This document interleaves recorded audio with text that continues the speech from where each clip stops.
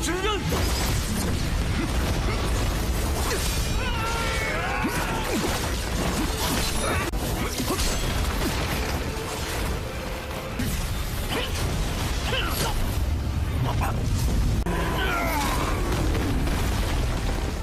Hola semuanya, bagaimana nih kabar kalian? Semoga kalian dalam keadaan baik-baik saja, sehat selalu, serta dilancarkan rezekinya ya guys. Mohon maaf kalau suara Mimin agak berbeda karena Mimin sedanglah batuk pilek. Seperti biasa ya, kita akanlah melanjutkan Tonghua dari Tomb of Fallen God guys.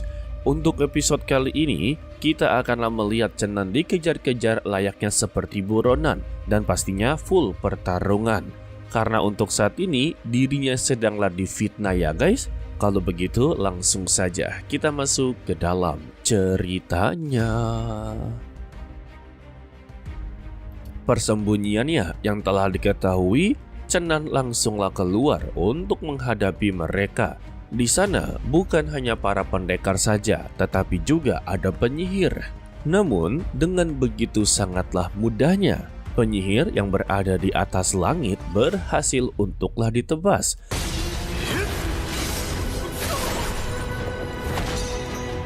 Chenan kembali mempertanyakan siapa selanjutnya, tetapi terlihat kalau tubuhnya sedanglah sempoyongan guys. Lalu keluarlah salah satu pria yang sedanglah menaiki seekor serigala besar sembari berkata, pantas saja kalau dia dihargai 150.000 sebab dia begitu sangatlah sulit untuklah dikalahkan. Chenan yang mengetahui kalau harga buronannya hanyalah 150.000, dirinya benar-benar begitu sangatlah kecewa karena baginya harga seperti ini sangatlah begitu kecil.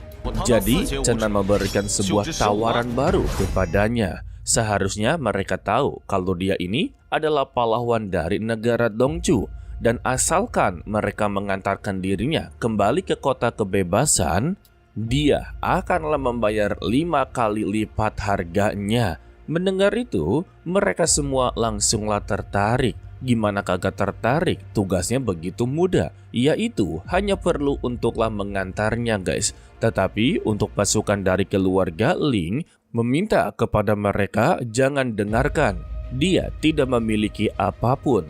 Terlebih mereka datang ke sini bukan hanya untuk uang, melainkan mereka datang demi keadilan. Alhasil rencana negosiasi dari Chenan gagal total dan mereka bermain kejar-kejaran.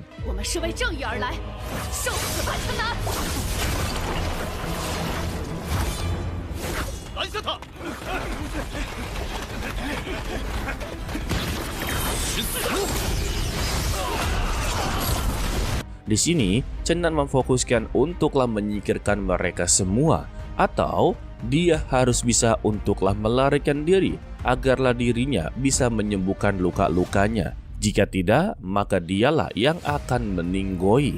Secara kebetulan ada tebing yang terpisah dan dihubungkan dengan sebuah jembatan. Disinilah Chenan memiliki sebuah ide untuklah melewatinya. Dan benar saja idenya ini tersalurkan kepada mereka semua. Mereka berniat untuklah menghancurkan jembatan agarlah Chenan terjatuh ke dalam jurang. Tetapi apa daya semuanya gagal total kalau Chenan berhasil melewatinya.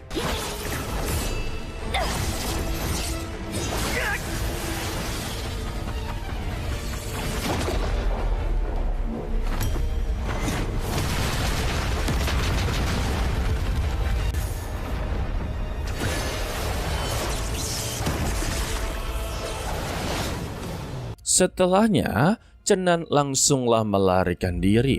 Sedangkan ya untuk pasukan pemburu ini tidaklah mempermasalahkannya. Karena ya yang mengincar Chenan bukan hanya mereka saja, tetapi banyak sekali. Sehingga ya mereka memberikan sebuah sinyal kalau Chenan berada di tebing sebelah.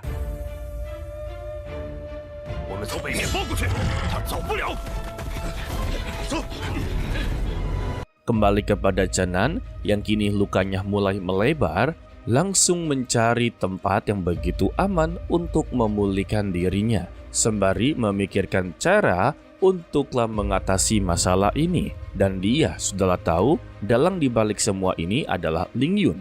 Dan dia akanlah membayar semua perbuatannya. Dan secara tiba-tiba dia mendapati serangan dari Mengkeer. Di sana mereka pun langsunglah berbincang satu sama lain. Ternyata Mengkeer sama sekali tidak inginlah bekerja sama dengan siapapun guys. Dan sebetulnya dia inginlah menyingkirkan orang-orang yang telah melihat kejadian sebelumnya ketika berada di Dewa Iblis tanpa nama, serta juga dengan pembicaraan bahasa kuno. Saat ini, saksi yang bisa membeberkan semua rahasianya hanyalah Chenan dan juga Ling Yun. Namun, dia akan menyingkirkan Chenan terlebih dahulu. Namun, di sini Chenan mencoba untuklah bernegosiasi. Jika dia inginlah menghabisi nyawanya, ya boleh-boleh saja. Tetapi, orang pertama yang haruslah dia habisi adalah Ling Yun. Dia memiliki kekuatan keluarga di belakangnya, sedangkan dia sama sekali tidaklah ada. Jadi, untuk menghabisi nyawa dari Ling Yun bisa dikatakan lebih rumit dan juga lebih sulit. Dengan mengandalkan dia sendiri, tidak mungkin bisa untuklah mengalahkannya. Tetapi bagi Mengkeer, kalau Ling Yun bukanlah masalah besar, apalagi untuk keluarganya.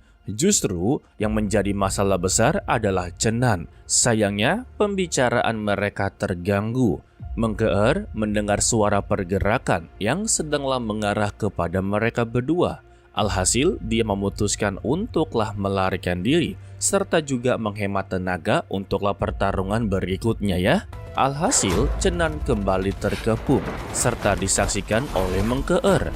Alasan dia inginlah Chenan benar-benar meninggoy, agarlah tidak ada lagi yang mengganggu pikirannya guys. Tetapi yang sebenarnya yang dia inginkan adalah warisan dari Akademi Tantai. Dan warisan itu tidak boleh putus ke tangan orang lain, hanya boleh ke tangannya sendiri. Chenan yang sedanglah terkepung mencoba untuklah bernegosiasi lagi dengan memberitahu kepada mereka kalau dia sama sekali tidaklah bersalah.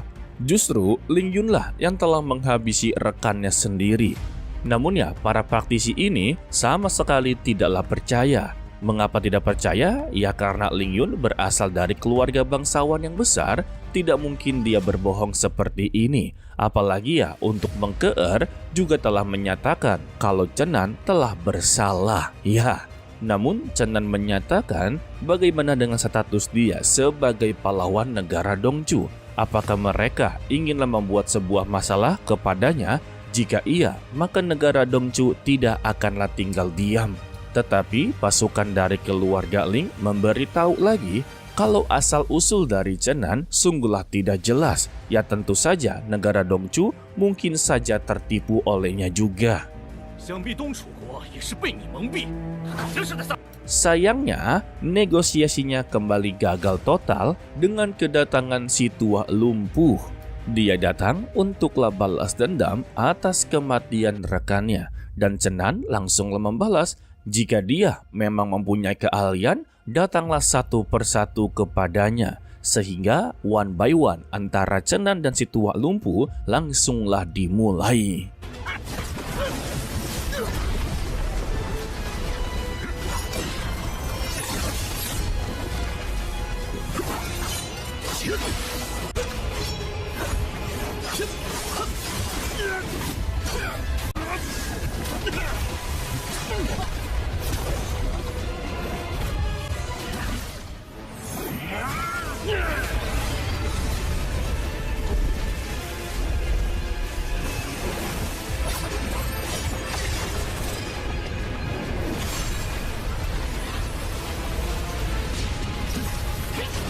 Namun dengan kondisi dia seperti ini tidak memungkinkan Chenan bisalah menang dalam pertarungan.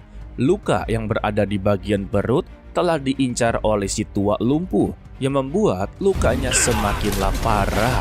Dan kali ini Chenan haruslah dikalahkan. Tetapi ketika hidupnya inginlah diakhiri, dia mendapati bantuan dari Long Mu. Melihat kedatangannya, Chenan pun langsunglah menyinggungnya. Ternyata dia masih memiliki hati nurani.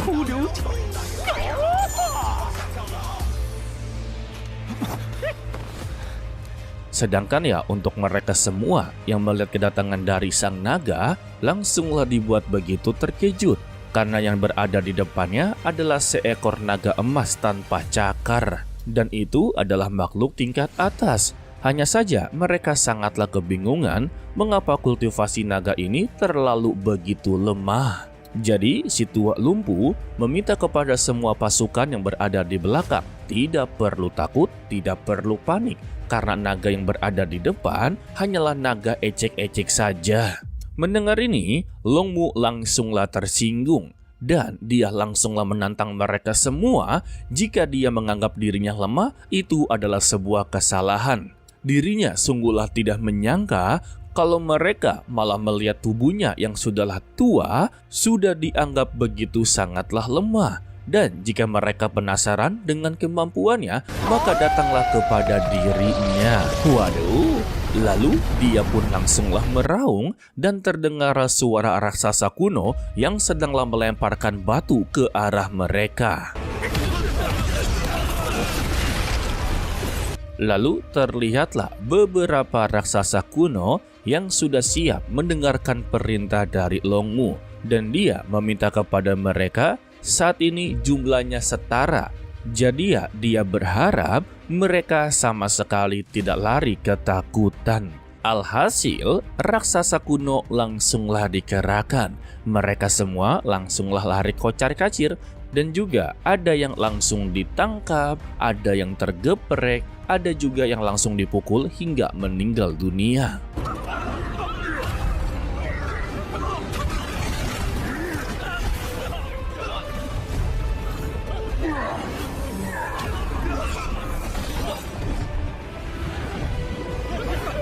Chenan sungguh tidak menyangka kalau dia ternyata bisa mengendalikan raksasa kuno. Longmu menjawab kalau pesona dia masihlah begitu muda. Semua makhluk hidup sudah pasti akanlah takut dengan pesonanya. Mereka akanlah menuruti apapun yang dia inginkan. Dan Chenan hanya bisa tersenyum serta geleng-geleng kepala kepada dia.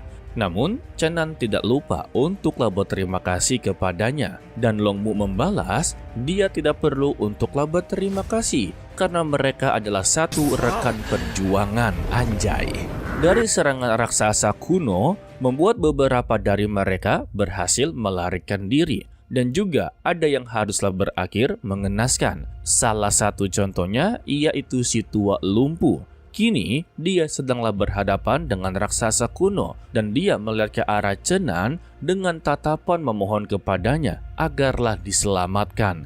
Tetapi Chenan sungguhlah tidak peduli. Karena dia telah menyerang dirinya, bahkan tidak ada kata maaf keluar dari mulutnya. Dan Chenan kembali menatap dengan begitu tajam yang membuat si tua lumpuh langsunglah berkata kalau dia akanlah menunggu di dunia bawah. Alhasil si tua lumpuh haruslah meninggal dunia dalam keadaan digeprek. Sedangkan untuk Mengkeer, dia sungguh begitu sangatlah kesal karena lagi dan lagi Chenan haruslah selamat dari kematian. Namun dengan begini, dia akanlah mengerti tentang hidupnya. Ya, lanjutkanlah. Karena ujung-ujungnya mereka berdua memang sudahlah ditakdirkan, guys. Setelah dari semua itu, Chenan mengajak kepada Longmu untuklah pulang ke kota kebebasan. Tetapi dia memberitahu dia tidak bisalah pulang. Jika dia pulang ke kota, maka sama saja seperti mengantarkan nyawa. Karena untuk saat ini, semua orang sedanglah mencari dirinya dan inginlah sekali menghabisi nyawanya. Jadi dia menyarankan untuklah ikut dirinya dan berkeliling dunia saja. Tetapi Chenan menolaknya. Tujuan dia saat ini yaitu kembali dan menyelesaikan masalahnya sampai tuntas. Singkatnya, mereka pun telah berada di kota. Kini, tugas pertama yang dilakukan oleh Chenan yaitu menyebarkan sebuah fakta yang dituliskan dalam sebuah surat dan disebarkan kepada seluruh warga. Tetapi bagi Tuan Long, ini hanyalah tindakan sia-sia. Lebih baik temui saja dalang utamanya dan dia akanlah membantu untuklah bertarung sembari meraung suara serigala. Bisa-bisanya suara serigala ya. Dan untuk rencana keduanya, dia akanlah memancing Ling Yun keluar dari kediamannya. Untuk Tuan Longmu, dia pun langsunglah setuju dengan ide tersebut. Tetapi dia haruslah berpura-pura untuklah mati, agarlah Ling Yun keluar dari kediamannya guys. Ya, ini namanya adalah rencana memancing. Dan kita bersambung untuklah dilanjutkan part berikutnya, yaitu hari Jumat guys. Untuk spoiler atau preview part berikutnya, rencana dari Chen Nan berhasil untuklah dilakukan, yang dimana kita masih belum tahu apa isi dari surat yang telah dia sebarluaskan. Namun yang pasti kita diperlihatkan pertarungan Chen Nan melawan sosok dari Ling Yun. Namun untuk menghabisi sosok dari Ling Yun tampaknya tidaklah begitu mudah. Dia telah dikelilingi oleh orang-orang kuat untuklah menjaganya. Jadi ya, Chen Nan haruslah menghabisi satu persatu dari mereka terlebih dahulu guys. Oke lah, sepertinya cukup sampai di sini saja dulu untuklah video kali ini.